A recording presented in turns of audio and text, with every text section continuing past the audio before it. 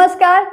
लोकमान्य बाळ गंगाधर टिळक यांच्या जयंतीनिमित्त सिंधुदुर्ग जिल्हाधिकारी कार्यालयात त्यांच्या प्रतिमेस अपर जिल्हाधिकारी शुभांगी साठे यांनी पुष्पहार अर्पण करून अभिवादन केलं.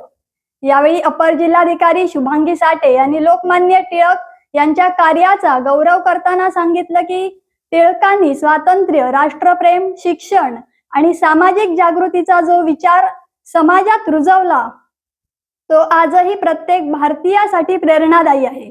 स्वराज्याचा मंत्र देत त्यांनी भारतीयांमध्ये स्वाभिमान आणि राष्ट्रभक्तीची ज्योत प्रज्वलित केली.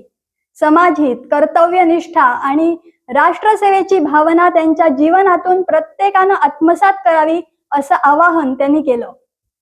यावेळी निवासी उपजिल्हाधिकारी मच्छिंद्र सुकटे, उपजिल्हाधिकारी प्रतिभा वराळे, शारदा पोवार, नितीन राऊत, जिल्हा पुरवठा अधिकारी विजय सहारे यांनीही पुष्प वाहून अभिवादन केलं.